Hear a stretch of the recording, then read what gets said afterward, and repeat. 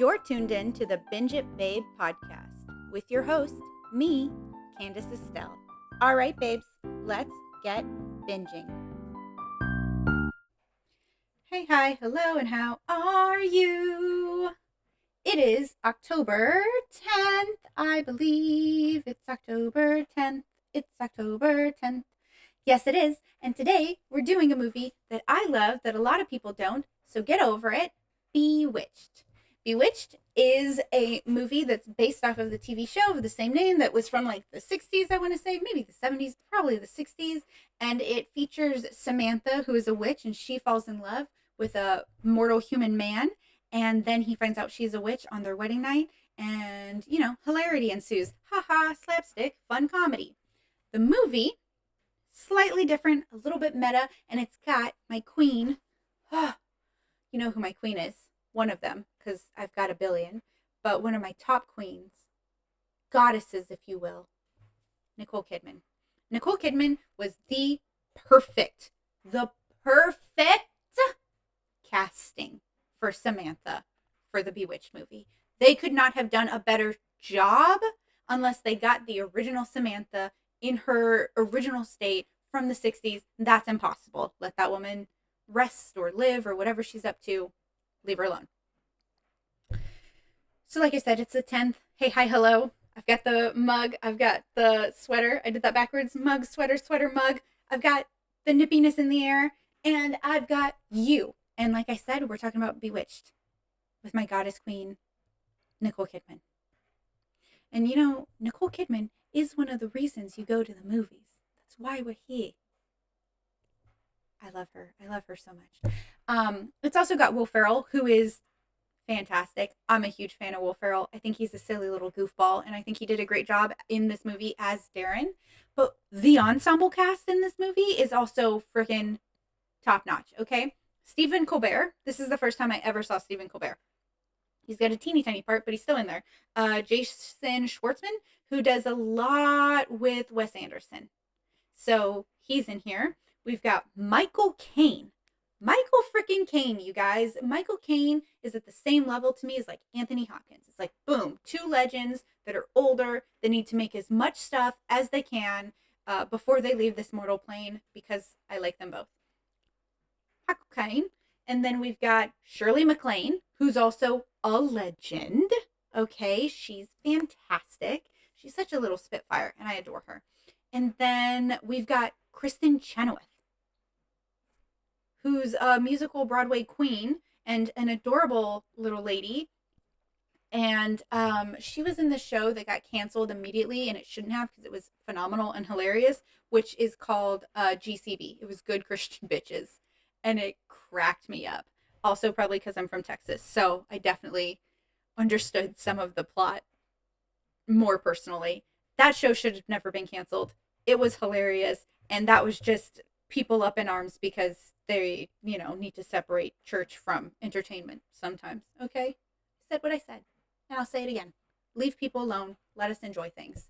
Just because you watch a show called Good Christian Bitches doesn't mean that you're a bad person.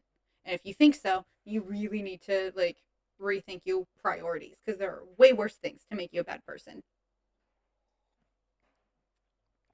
Ooh, this chai is pretty good. It's kind of watery. I got like a pre-done chai because I was like, oh, let me see how I like this. But it's watery and I don't like that. But I have powdered milk because,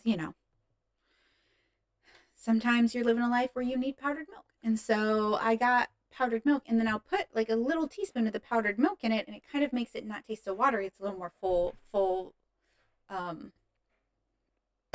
full-bodied. I got a piece of cinnamon stuck in my throat. Okay, I don't want to drink the chai to get rid of the cinnamon because the chai is where the cinnamon lives.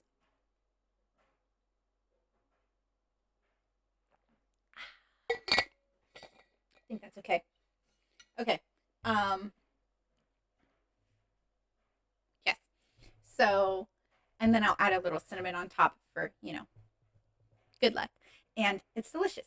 So here we go. Good luck, abundance, prosperity, little cinnamon, deliciousness for our little witchy Halloween times. Bewitched is 102 minutes long, which isn't very long, but also it's like it's movie length, I feel like I'm used to movies at least being 2 hours now. So this one, when I recognized that it wasn't as long, I was like, oh, it's like a short thing. But no, I think this is just a standard movie length. It's a little bit more than an hour and a half, and that makes sense. What am I talking about? Credit time? Runtime? Okay. So a lot of people hate this movie. And if you grew up watching the show, I feel like, okay, it's understandable. Nostalgia and maybe things were changed too much. And so you're just bored because it's not exactly what you wanted and the concept isn't what you wanted. But if you just go at it with kind of fresh eyes, then I think you could really enjoy it. The movie is very meta. And I think that that's important to note. Like, the movie is a play on the TV show of the same name about being rebooted. Because the movie is about a television production company deciding to reboot the TV show Sabrina, or no, not Sabrina, Bewitched. And so they're going to reboot Bewitched. And in rebooting it, they need to cast like a new Sabrina and a new Darren and all of this good fun things. But the movie is about that, right? So it's like, this is the TV show. We're not redoing a TV show. We're not doing a TV show plot. We're doing a movie plot about a TV show that's about the TV show that we're doing the plot on. Does that make sense to you? Maybe, maybe not. Who's to say? So, Nicole Kidman's character is not actually called Samantha. Her character is called Isabel Bigelow because her name is Isabel. But she plays the character of Samantha in the Bewitched TV show. It's so much. Okay. And Isabel is adorable. This is probably Nicole Kidman at her most adorable. And that's a tight race because that woman is adorable. I'm sure she's also someone to take seriously and treat with respect. I'm just saying she's also incredibly cute. Um, and she is an actual witch. And she wants to live in the mortal world because she wants things to feel real. She doesn't want things to be too easy. She doesn't want to fall in love with a warlock because she doesn't want to feel like she can't trust the love. She wants to be in reality and love like the messiness of humanity, you know? And I find that really fantastic because Darren sees her and or not Darren, Will Ferrell's character sees her and he's going to play Darren. And he is a failed actor who's like did a really good job and then did a couple of like really bad movies, so no one will hire him. So that's what I mean by failed, which by the way is not really failing. Like, you have achieved success. I think the only way you fail in a creative space is if you end up doing something that hurts people, like a Weinstein or a Cosby or a Hammer situation, where it's just like, oh, you're not a good person and now you fail because your art, we no longer want it. But if you just have some stinkers in there, like, who doesn't? And I think we need to get over that sometimes. Not the artist, because I'm sure that's hard, but like as a society where they're like, he had a couple of bad ones. Now I don't want to see him again. It's like, oh, okay, I forgot how you're perfect. Chill, bro. Anyway, so he's doing this TV show as like a comeback, and it cracks me up because they'll do interviews and the interview will be like, people are saying that you're doing a reboot of Bewitched because it's safe and you'll have a guaranteed audience, which you need because of how bad your movie career had been going. And he'll have to be like, no, that's not what it is. It'll be super fresh and new. And I don't know why I love the like meta-ness of it all, of like exactly how people are when things get rebooted or redone. And I totally understand because a lot of the times I'll watch stuff and I'll just be like, leave the thing I love alone. It's already perfect. Just leave it, let it be what it is. So I get that, but this is also kind of like a tongue-in-cheek way to be like, and that's how we get treated. Half of the people are so excited to get more of the thing they love, and the other half are pissed that you would touch the thing they love. And there's no winning in Hollywood. So, except with new concepts. And a lot of times, new concepts aren't accepted because they're too new and people don't get it and they won't get it or they refuse to get it or it's not something they're comfortable with. So, how do you win? How do you make the art? Um, he sees Isabel at like a bookstore and he kind of starts following her around and then she's eating lunch. And what's really funny is she's trying to be mortal and she's trying to be normal, but she keeps using her powers like to get herself a house and then to get herself a little credit card so she can buy stuff for the house. And her dad appears and her dad is Michael Caine. And her dad's just like, Isabel, what are you doing? Horrible accent. I apologize. And she's just like, I'm being normal. And he's like, normal? Ugh. And then, at one point, he's like, it's raining and I'm going to get myself an umbrella. And she's like, I'm not going to. And he's like, but you'll get wet. She's like, I hope so. And then she dances in the rain. I don't know why I love that. It's like that free spirit main character energy that you love when it's organic and genuine. She has a lot of that. Like, also her outfits are pretty cute because at one point she's wearing like this adorable tutu skirt and dancing, and it's so cute. And I have a lot of tutu skirts, so I really love it. Um, so he sees her. She's not an actress, like I said. She's actually a witch. And he tries to hire her because he sees her do the nose thing, which I guess only witches can do. The little like, I can't do it, obviously. I tried. I tried for so long after watching this movie. Um, I can move my nose like this though. But I can't do it side to side. Um, and he's just like, would you like to be a famous actress? And she's just like, is it normal? And he goes, no, it's better than normal. You just snap your fingers and you get anything you want. And she's just like, oh, no, no, that's what I have now. I'm trying to give that up. And it's just so cute because he's like, what? Because he is that egotistical actor, horrible trope that we hear about. Um, and so he couldn't possibly understand what she means. And she's just like, no, thanks. And he's like, please, I need you. I want you. I need you so bad, Isabel, please. And she's just like, you need me? Because that's one of the things she's searching for. And he goes, I do. And she goes, okay. And then she finds out she's going to play Samantha on Bewitched. And he's like, don't you know what Bewitched is? And she goes, no, I wasn't allowed to watch that in my house, which is kind of funny. And then they're like trying to do a cold read. And it's so cute because they're like, okay, well, let's read this because, we want to see how you do as a character. And she's new to this world, so she does have this kind of like newborn baby giraffe type of persona, and it's really fun because she's reading it and they're like, wow, she's not too bright, but then they're like, you know what, let's just go off the cuff. Let's see what you can come up with. And she's like, okay.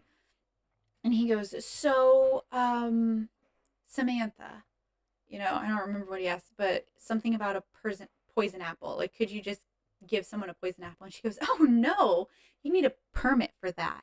And they're like, oh, that's actually really good. Write that down. Because she's talking, not realizing that she's supposed to be acting. So she's just being herself.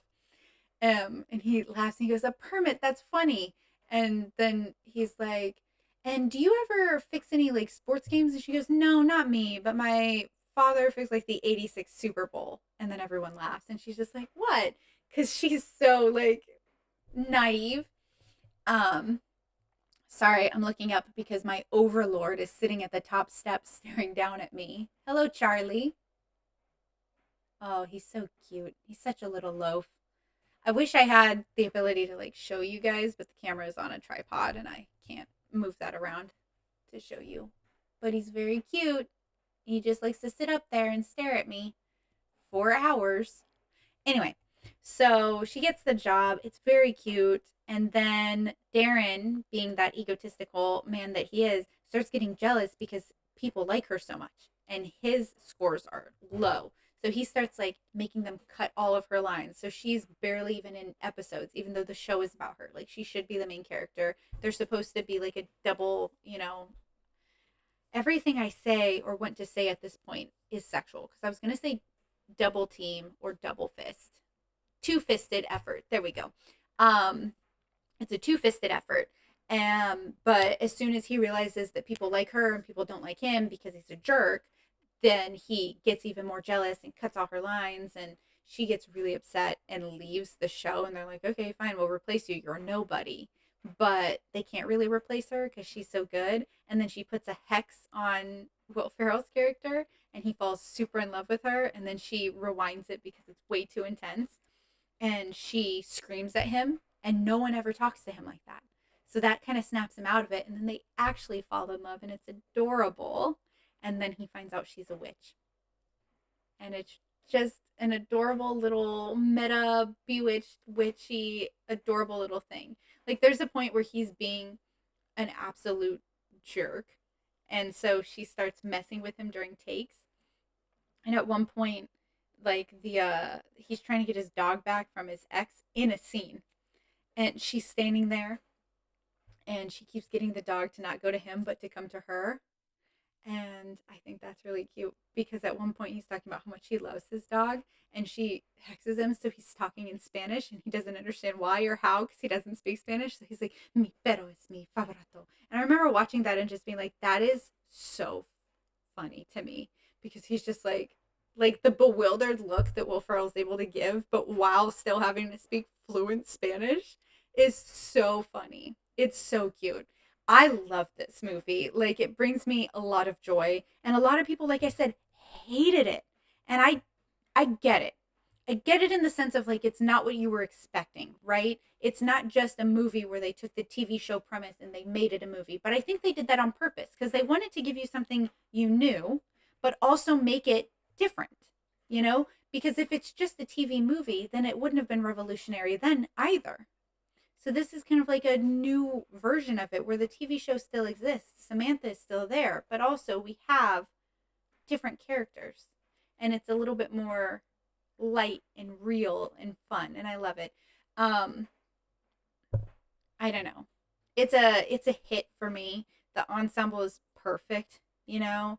The story I find to be a lot of fun. I love a good rom-com, and at the end of the day, this is what this becomes. It's a little rom-com. And then you add Nicole Kidman, Will Ferrell.